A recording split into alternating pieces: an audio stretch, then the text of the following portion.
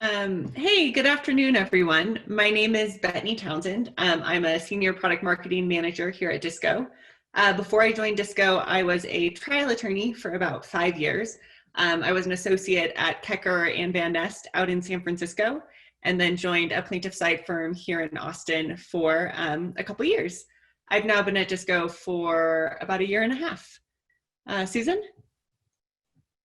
Thanks, Bethany. My name is Susan Sturck. I'm a product marketing manager at Disco as well. I've spent the last decade helping businesses, including law firms, adopt new and disruptive technology. Most recently, a Disco case builder here at Disco, where I've been for about, in pandemic years, about 8 months. I'm delighted to be here. Awesome. So, let's see. So today we're going to be covering new features in both Disco eDiscovery and in Disco Case Builder. We're going to start with a quick overview of how we roll out features, just as a reminder. And then at the end, we'll touch a little bit about what's new with professional services. Okay, so our feature rollout process. I imagine some of you are familiar with this, but we just wanted to go over it again because we're going to be referencing it during the presentation. So Disco rolls out features in 3 phases. The first stage is crawl. And what that means is that it is code complete, that it's ready to actually be used by customers. But before we roll it out more broadly, we want to make sure that it works as expected. And importantly, that we don't have any performance issues. That can last anywhere from a couple weeks to a couple months. We then move to walk, which means that the feature is enabled on every new matter that's created. And again, that allows us to make sure everything's working as expected and that we don't cause issues with existing databases. Once we are really sure that it doesn't cause any issues, we move it to run. And run means that it is retroactively enabled across all of your matters. We won't do that if it'll interrupt workflow or require sort of reprocessing, but in most cases we try and run with all of our features. So before we get into those new features, we're going to do a couple polls just to get a sense of who's here. So Keith, you want to kick those off? Yeah, I just fired off the first poll, and this is just to give us an idea about the attendee makeup. And this helps Susan and Bethany kind of, when they're talking about certain features and things within the product, understand who's attending, and then they can kind of change their comments according to the audience. And so I'll leave this open for a second, just make sure everybody gets a chance to vote. It looks like we have a really high percentage, about 53% of paralegals, and then there's a horse race between attorneys and litigation support. So you guys are pretty neck to neck right now. So let me go ahead and end the poll, because I think everybody answered, and share results. And so we just like to share results so everybody can kind of see what we're seeing. But again, paralegals are attending about 53% of you guys, and then attorneys make up the second, attorney 25%, and litigation support is 18%. So pretty common from these types of webinars that we've seen. So let me go ahead and stop sharing that.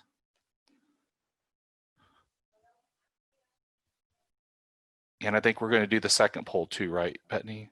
Let me advance. There we go. Poll number 2. Make sure that we give you guys a heads up that we're doing that. And I will go ahead and launch the poll. And the question is how often do you use AI or TAR for your document review? And just give you guys a chance to answer this. And before you guys see the results, we have about 50% saying sometimes, 18, every opportunity I get, 23, I've never used it, and then 11% rarely. So let me go ahead, and everybody just answered it. So let me go ahead and say end polling and share results. And then this will just give you an idea, everybody who's attending, if they're using AI or TAR. So about 44% sometimes, 23% you guys are even with every opportunity I get and I've never used it, and then 10% with rarely. So thank you for sharing that, and I'll pass the mic back over to Bethany. Awesome. So I hope some of the features that we're showing you today will either make you very excited if you're already using AI, and if you're not, give you another reason to test it out. So I'm going to be covering the new features in Disco eDiscovery. And the first one, which we kind of spoiled with the poll, is cross-matter AI. So just as a quick refresher, cross-matter AI, it runs on Disco AI. And Disco AI is our standard AI that exists across the platform. And it works very similar to like a recommendation algorithm on Netflix. It recognizes the characteristics of the documents you're tagging, whether it's responsive, non-responsive, related to a specific issue, and it bubbles up ones that are like that and provides suggestions to you. You can sort by these suggestions, filter by them, and then you can review those documents and decide whether or not you want to apply those tags. So it's a way of accelerating your review, finding the documents you're looking for faster.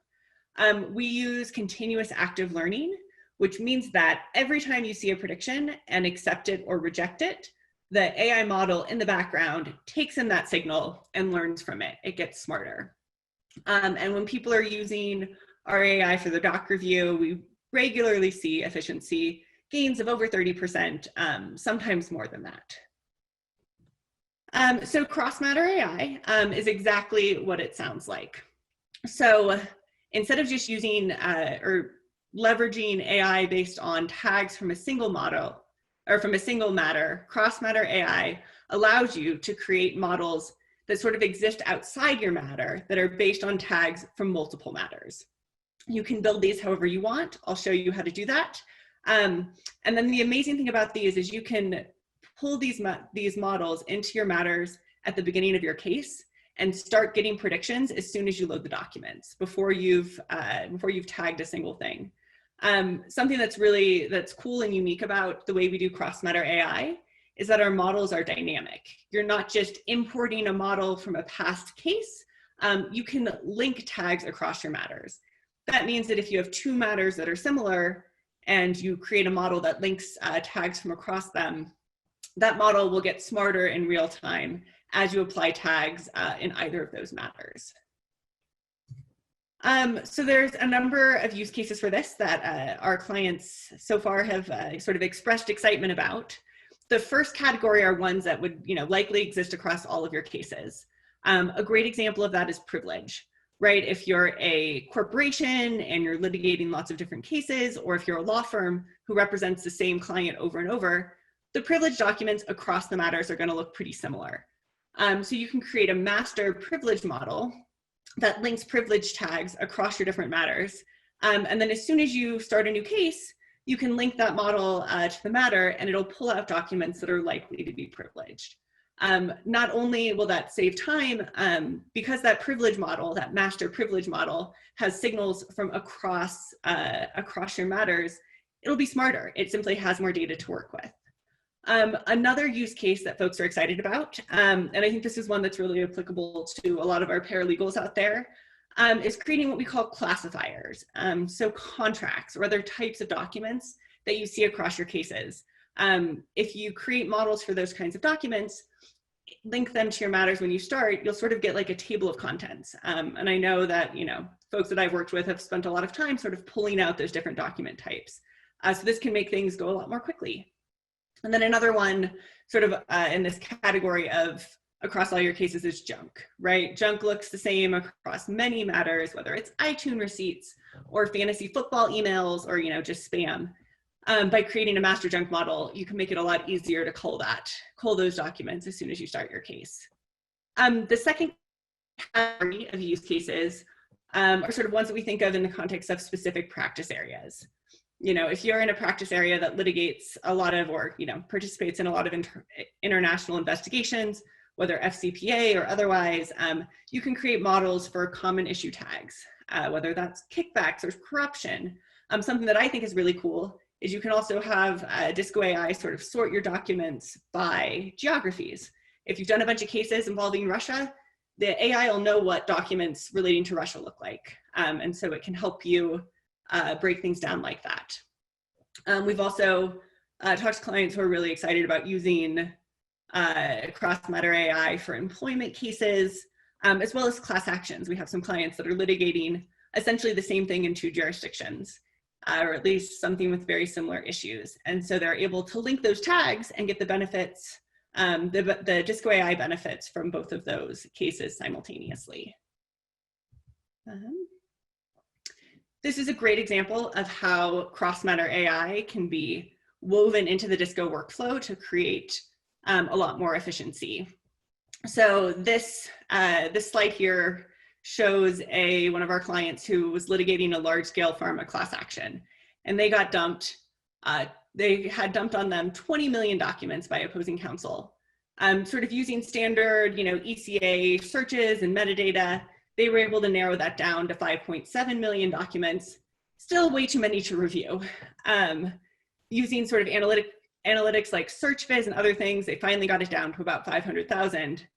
And then they started tagging documents and leveraging Disco AI just in that one model, or in that one matter.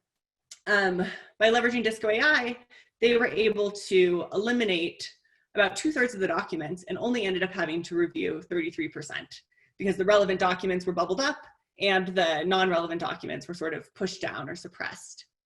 The great thing then was they had a second review with similar issues.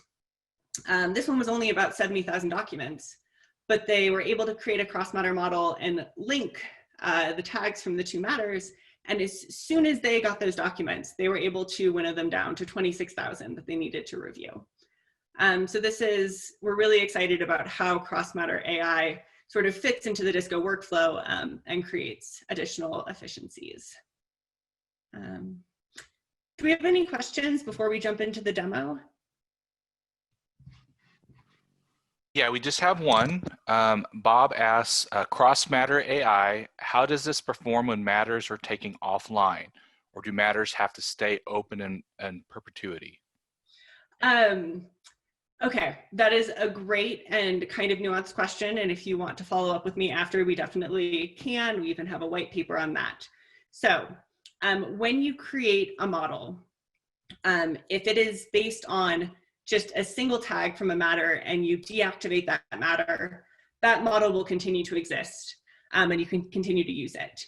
If, for instance, you were to add other tags to power that model, then eventually those other tags would probably give you a better performance than the old tag. Like let's say you've got a junk, it started out with one junk tag from a deleted model, you keep updating it with new ones.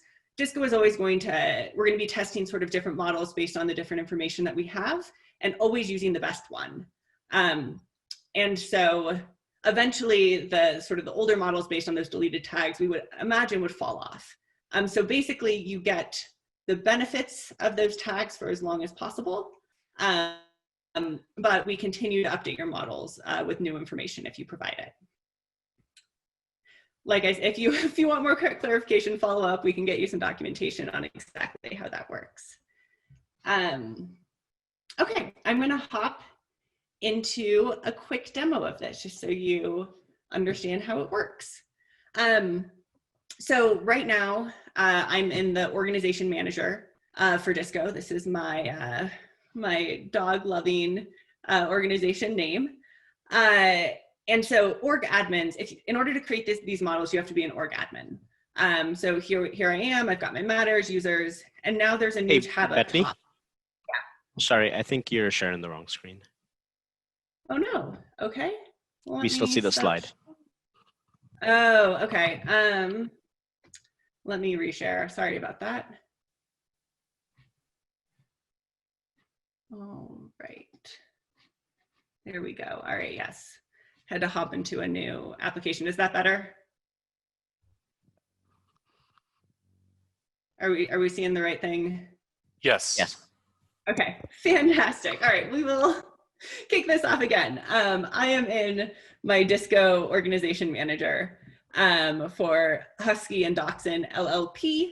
And if you're an organization, if you're an org admin, you'll recognize this screen, right? This is where you see your matters, you can view your users, and now you have this new option to see your organization's AI models. And as an org admin, you have the ability to customize these however you'd like. These are sort of, in my imaginary org, these are issues that I see over and over. Energy, there's some harassment. issues, employment related, international documents, and junk. And if I go into any of these, I see a list of all of the tags across all of my matters. If there's certain ones I want to, if I know I'm looking for certain ones, I can search for them because this list could get quite long. In this one, my junk model is powered by a tag called junk from one of my databases, a tag called not work related from another, and then a tag called personal, from another database. So I'm going to go ahead and close out. But that's how you create models, and you can sort of configure them however you'd like. You can, a single tag can power multiple models, and of course you can have multiple tags powering a single model. If I go back to my matters, I can go into one of my review databases. All right.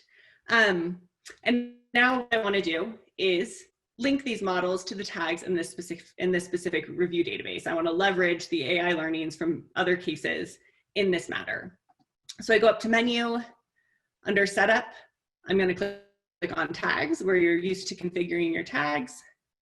And what I will see here, for every tag that is AI enabled, so you've turned on the AI predictions, I have the option to add a boost, to essentially add a model to add one of those AI models that we just saw to power that tag. So for instance, I'm going to go to this non-responsive tag, which I haven't boosted yet. I'll click add boost, and junk seems like a good thing to power it by. I've got some descriptions here that people have put in, that the org admin put in, telling me what the junk model is, and that seems relevant. So I would go ahead and hit save, and now that tag would be boosted by my AI model. The awesome thing about this, if we go back to our database, you will see this is, let me clear all. You'll see that this is, this is essentially the end. This is a similar set of documents to the Enron database. We've got about 400,000 of them. None of them have been tagged yet. However, because I have boosted a bunch of tags with AI models, when I go to my AI predictions, to my predicted tags, I see that sort of each one of them has, aside from harassment, has a bunch of predictions, a bunch of places I would start if I'm looking for example, documents related to foreign operations. If I go ahead and click highly likely and narrow it down to just the 10,000 documents out of that 400,000 that are related to, that it predicts are related to foreign operations, I can go in, I can view one, and looking at it here, yeah, so it's talking about Enron global markets. So that is a much better place to start when I'm looking for documents related to foreign operations than literally just starting from scratch. Cool. Any questions on that before I hop back and talk about some other features? No, not right now, Bethany. I think you're good. Okay, fantastic. Oh, sorry, I spoke too soon.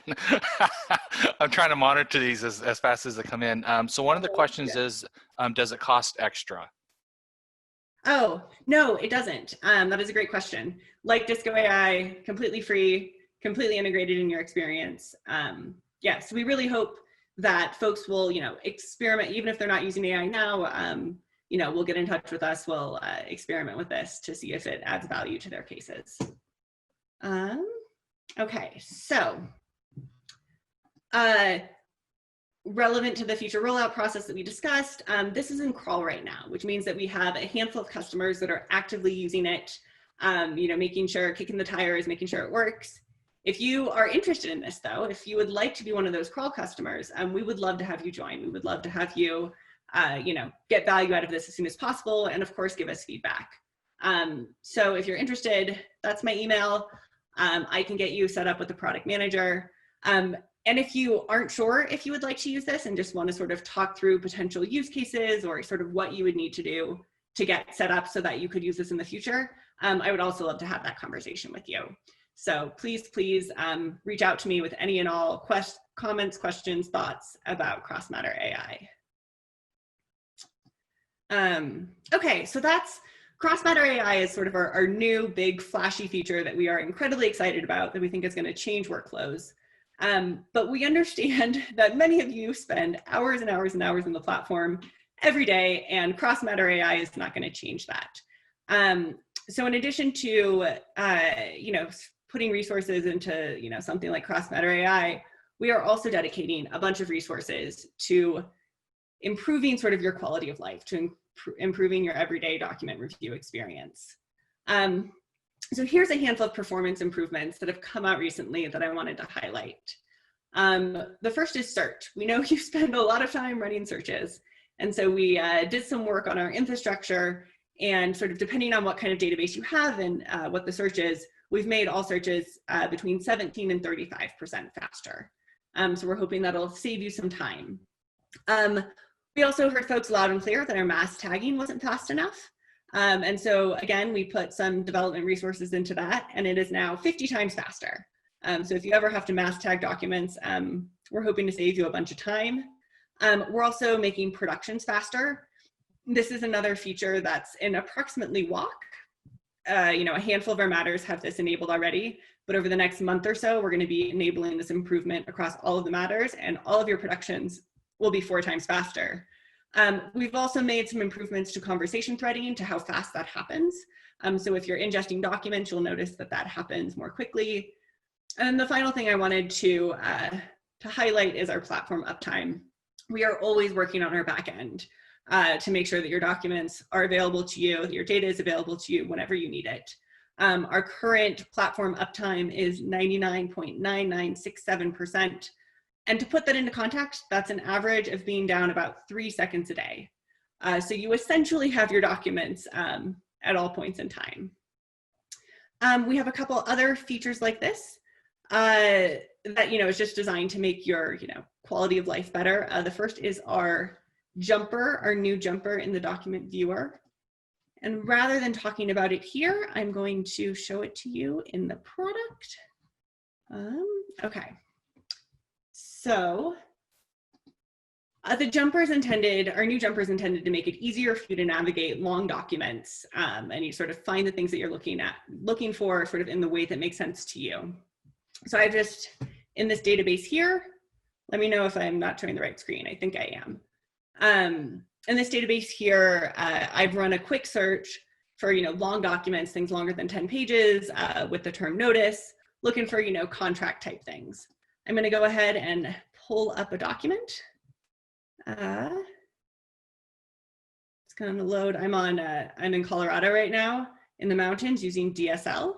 So I hope that you can all think of this as sort of like a worst case scenario ever for Disco. I hope that nobody else is using DSL. Okay, here we go. I loaded. It's a long document. It's 12 pages. And if you go over to this right panel here, at the top of it, you will see our new jumper. And you'll see there's 3 categories. You can click through search hits, you can click through global highlights, or if there were redactions in this document, you could just click on redactions. I'm going to go ahead and start. I just want to jump through my search hits. I was searching for notice, so I want to find all the notice provisions in this document. And it's going to allow me to quickly, there's 27 of them. And even on my DSL, I can click through them pretty darn quickly. I could switch over to global highlights if I wanted. I want to find stuff related to just contracts or agreements. That term's going to come up a lot because this is a contract and an agreement, but it allows me to go through things much more quickly. And so we're hoping that'll just, at least a couple times a day will make your life a little bit better, that you don't have to, that it's easier to find the things that you're looking for in documents. Our final our second to last quality of life improvement has to do with review stages and getting your data out of it. We had a number of folks who were really appreciated the data that we provide in review stages, but wanted to do other things with it. Either wanted to provide it to a client or sort of wanted to put it in a spreadsheet so they could manipulate it and analyze it. We've now made it possible to pull out that data really quickly. When you're in review stages, you'll see this little arrow here that allows you to download sort of whichever metrics you want, whether it's all of them, people, pace, findings, and sort of as you go through it, you'll get our normal download experience where you can choose, what you want to do while it's downloading, and then it will appear in your reports. So you don't have to create the same download over and over. Finally, give me a second to get there.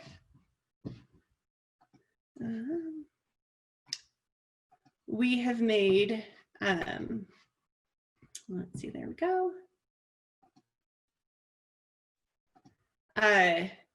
We've made a handful of improvements to the data management suite, which we just released broadly to everyone across all their matters a couple months ago.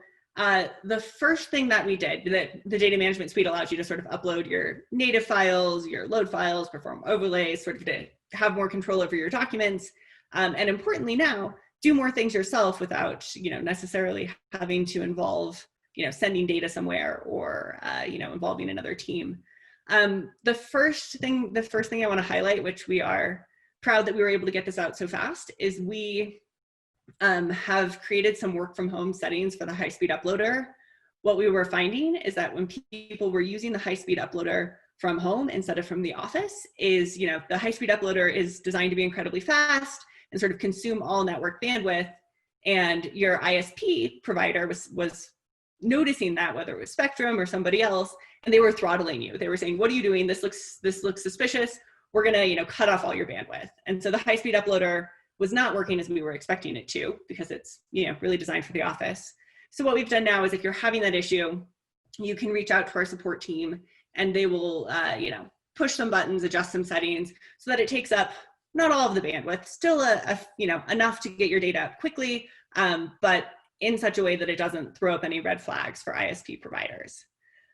We've also increased the, sort of while we were doing that simultaneously, we've worked on increasing our transfer rate. It's about 30% faster now. That's sort of that first step where you're taking the data from your computer and getting it to Disco.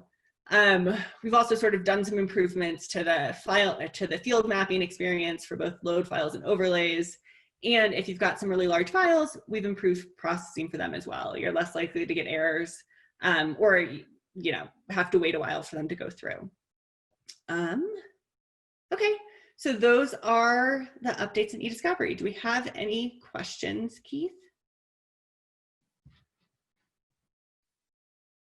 I think we're good right now. Sorry, Anu's been answering questions in the background. Of course he has. Awesome. Okay. Thank you, Anu. All right, I'm going to go ahead and stop sharing and hand it over to Susan. Thanks, Bethany.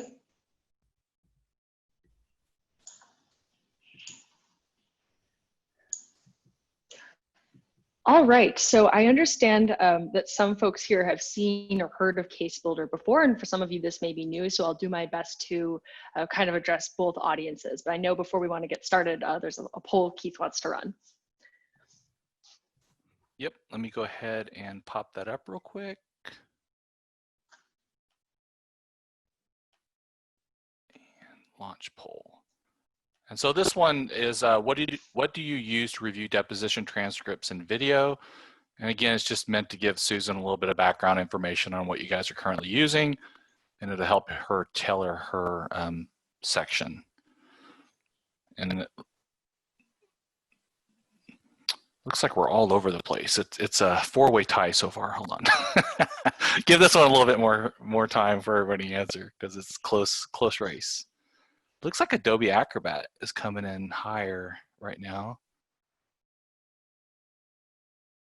740. Okay, I think we got everybody, so I'll go ahead and end the polling and share. And it looks like 65% with Adobe Acrobat, which was a little different than the session this morning, which is interesting. All right, thanks, Susan. Thank you, Keith.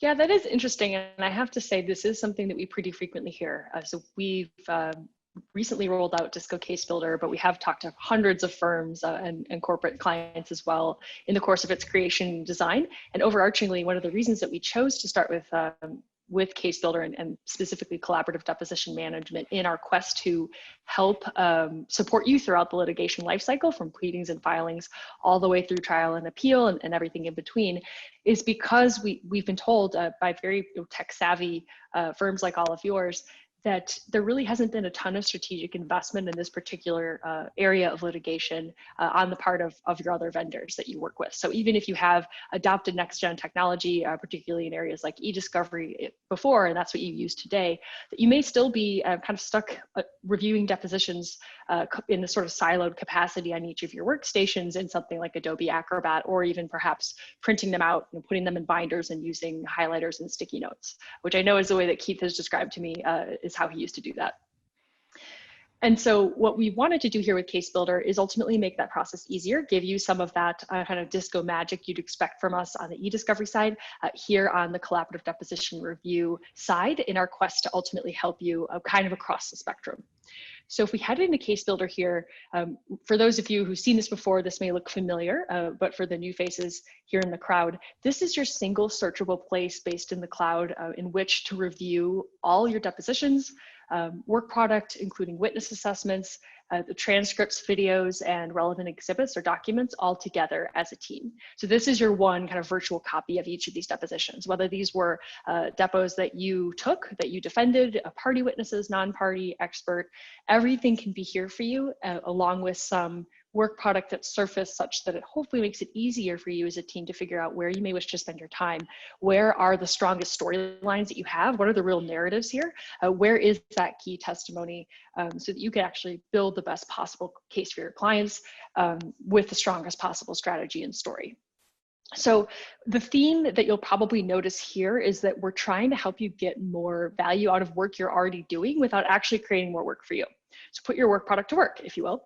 And one of the ways we wanted to do that is simply expose at a summary level, more holistically, what you're already finding here as themes and storylines in these depots. So as a team, you may have collectively highlighted and tagged with different issues all these different excerpts within each transcript, and those you'll see kind of rolled up here in this capacity, almost like a stock ticker. So you'll see these update in real time, such that our team, it seems, overall in this case, have found 30 plus, 40 plus instances of odor coming up in some way, shape, or form in this transcript, and more specifically, we can see which are deemed helpful or harmful to our case in our team's estimation.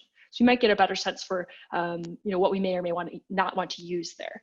We can also see exposed here our team's kind of overarching assessment of how helpful or harmful we think this depot in general is as testimony for our case. So in this case, we think Richard's expert testimony about odor and pollution analysis is very helpful to us, whereas Bill's is not so good. In addition to looking at some of these items sort of surface for me here to figure out where we might want to go review, since we can't reasonably read 1,000 plus pages, probably in Adobe, in order to figure out what to highlight and cut and designate here, we can actually put to work a similar type of Westlaw style, the LexisNexis style search syntax. So we understand a deponent may or may not have uttered and the court reporter may not have transcribed precisely exactly what it is that you want to look for. You may have an idea, you may have a keyword in mind, but it may or may not have actually come out that way in the transcript. And so we want to account for that and make sure you can find everything you need and nothing you don't. So here we can find all kind of utterances of water contamination in some way, shape, or form, and maybe focus our attention to these specific 4 depositions. Once we're in that transcript, you'll see some familiar sites. So this would be the transcript that you get back from the court reporter with the page line numbers. If we come across something that interests us, like perhaps an exhibit that the deponent was shown, and we want to see, again with complete context, what was some of the nonverbal insight that we could get from maybe looking at how the deponent reacted physically or the intonation of their voice when they were seeing this, and what was it that they were seeing? We feel you should get to do that if you choose.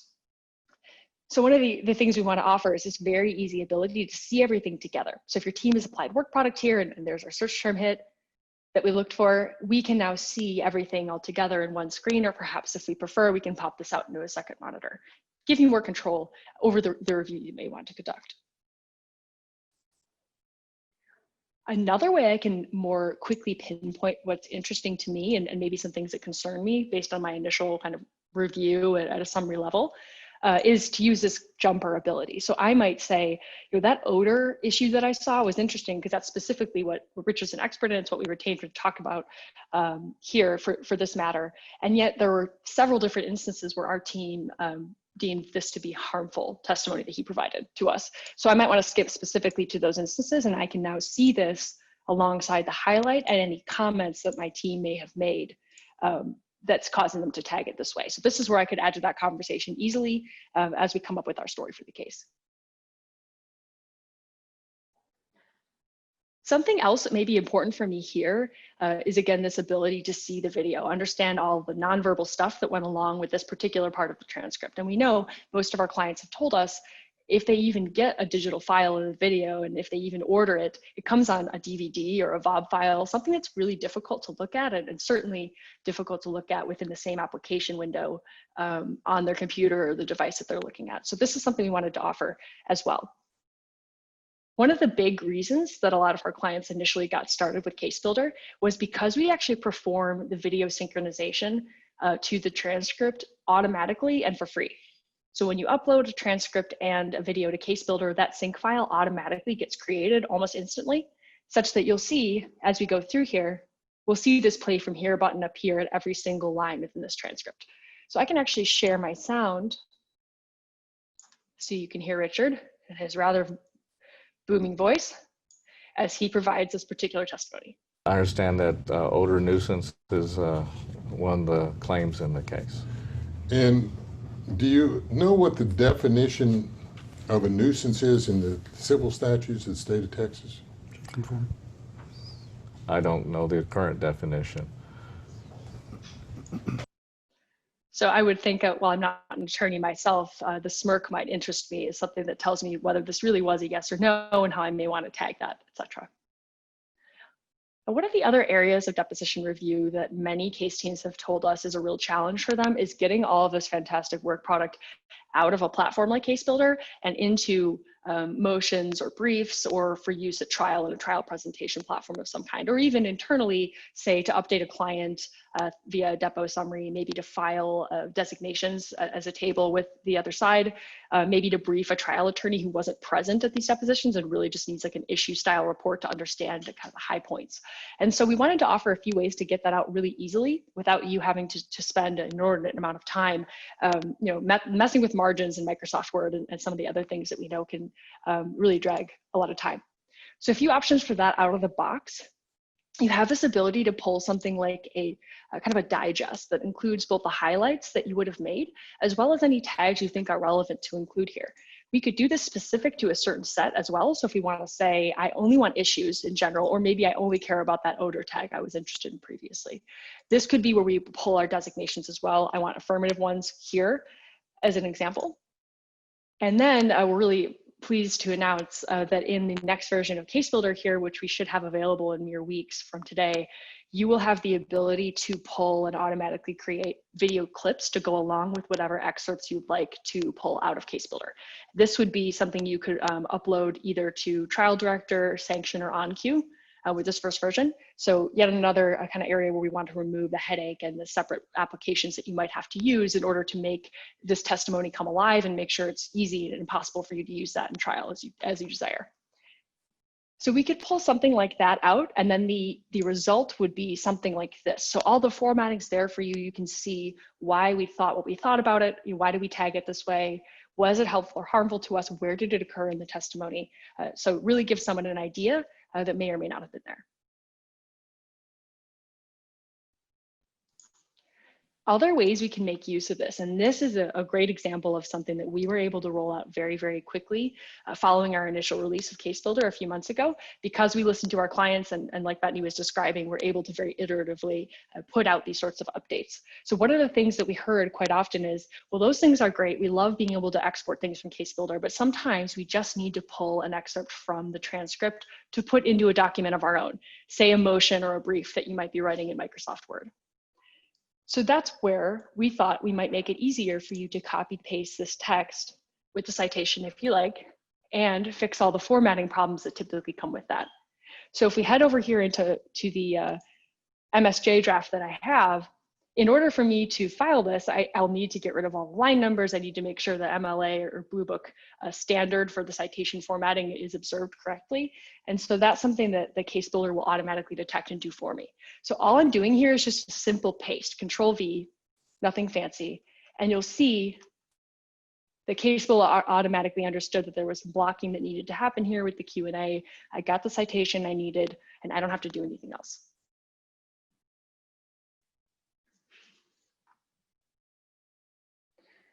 I know we're pretty excited, and a lot of our clients are as well, when they initially see something like this. It's just another example of our hope that we can help you get more value out of the work that you've already done and can focus more of your time on strategy versus having to wrestle with some of these more manual workflows. Hey, Susan, we had 2 questions that came in from Josh. The first one has to do with, is Case Builder an extra charge? I'll summarize. Just, is there an extra charge for Case Builder? So Case Builder is a separate product from Disco eDiscovery, but all the functionality you've seen here today, as well as everything we're rolling out in the future, including that video clipping, will be included in the current price of Case Builder. So we imagine this is really an all-in-one, all-encompassing solution.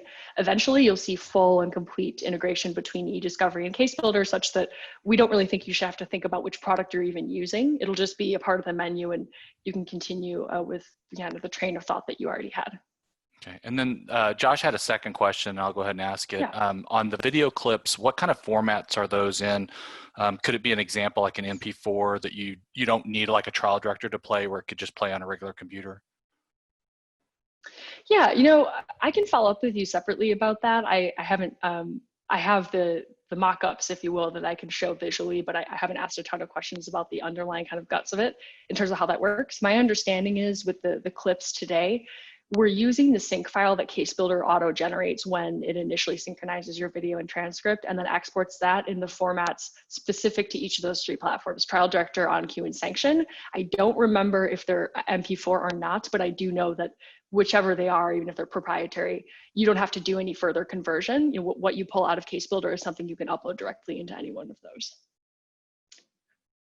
But in terms of what Case Builder takes, I believe we take just about any, you know, we convert everything into MP4 if it's not already MP4, but it can be MP1 or 2, a VOB, really any number of things that you typically get from your videographer or court reporter. Okay, thank you. Mm-hmm.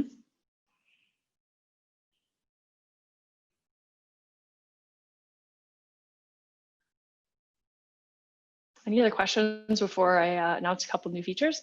Nope, I think we're good right now. Awesome.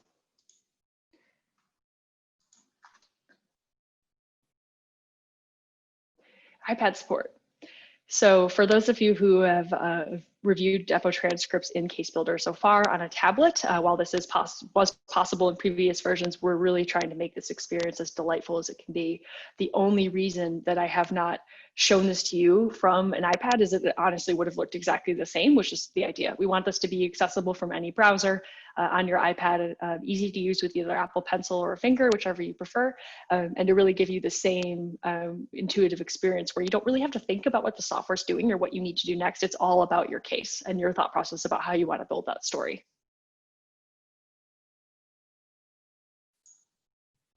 You saw copy paste. This was something we were able to roll out pretty soon after our initial launch to really wonderful responses from our clients. We actually have a very funny blog post. I highly recommend it if you haven't read it, by one of our own designers of the UI that you see here, Jason Levenka, where he describes in excruciating detail the 18 steps it would normally take you to do this outside of Case Builder, and then this delightful 1 second process that it would take in the platform.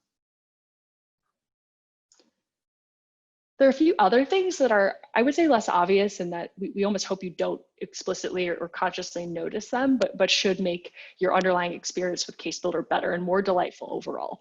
Some little examples that you see here are simply things like if you're highlighting a particularly long passage such that it causes you to scroll, you can actually apply tags without having to scroll the transcript as well and get out of step with what you're trying to look at here.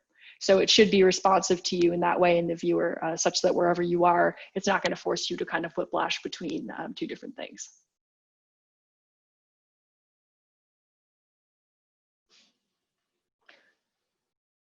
So we're delighted, particularly about the video clip announcement. I'll have more on that we can share publicly very shortly here.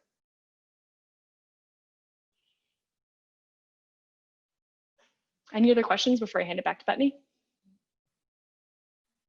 No, I think we're good. Anu's answering them on the back end, so some of them are a little Okay. bit more detailed. So Sure. I'm sure I could, butcher it, but Anu would have a better answer for those. So Betty's going to share a bit about updates on the professional services side. Yeah, we're going to close with this. So just as a reminder, while we sort of made our name with software, Disco also has a complete suite of professional services, and that team is growing all the time. Sorry about the lag there. So we offer sort of everything across the board, from very sort of tactical help, like if you just need somebody to run a production for you because you're really busy, or you want some help setting things up, you can enlist our project managers. Many of them are former attorneys, or they've spent a lot of time in the e-discovery space. So not only can they help with those sort of tactical things, they can also help with sort of broader questions about how you can be maximizing the Disco platform to create the best experience for your team. We also have even higher level strategic consulting with our e-discovery consulting team. They can sort of help with all sorts of things. They have a ton of experience, or if you want sort of help setting up your own managed review, we can sort of help across the board. We also have forensics. Sorry, Susan. We also have forensics. If you need collections, we can help with migrations, data ops, you name it. Okay. And something I want to just highlight is that this support exists not just in the US, but it exists globally. So if you are a firm with multiple offices around the world, we can help you out with that as well. Or if you have cases that are taking place, or where the underlying data exists in other parts of the world, we can help you collect it. Our forensics is global. And we also have project managers and data ops folks that sit in different time zones. So sort of no matter what time of the day is business hours for you, we can be there to support you. I just want to shine a quick spotlight on our data operations team because they're doing some really fantastic work that our clients are capitalizing on more and more. So they are our technical experts. Any issue you have, anything fancy you want to do with your data or documents, they can help you out with it. And it can be, things like running regex, or it can be, if you have a bunch of corrupt files and you need to figure out how to deal with them, you can enlist them. They have proprietary tools that they can use to sort those out. Or this is something we're seeing more and more, if you have some weird or unique data types. All of a sudden you're being asked to collect and review Slack for the first time. Our data operations team can help you get that into a format that will be easy to upload into Disco and that you can review, sort of just as if you were looking at it in Slack. And I also just want to remind folks that we have an incredible managed review team. The managed review team leverages Disco AI to make reviews as fast as possible. Because our software is so fast, we are able to get to speeds of around 88 docs an hour across all of our reviews. Some are faster than that. So really, we are an incredibly efficient team. And one more thing I want to remind you about related to our managed review is that, and something that might be increasingly relevant as your clients are getting more risk adverse, more sensitive to costs with all the uncertainty of COVID, is that anytime you hire a managed review team, we will guarantee not only that we will get things done by the deadline, which should be table stakes, but we will guarantee your budget. And you will not be charged a cent more than we put in your statement of work up front. That's all I've got. Thank you so much for joining us. I'll pass it back over to Keith. Thank you, Susan. Thank you, Bethany. So just from a housekeeping perspective, I let you guys know that we are recording today's session. So typically it takes me about 24 hours to turn the video around and send out the post email. So we'll get this to you guys as quickly as possible. Anu has been answering a lot of the questions on the back end. So some of the questions are a little bit more detailed. So we'll get together as a team and be responding to you guys as quickly as possible for those questions. So just know that we see the questions. We'll reply back to you guys as quickly as possible.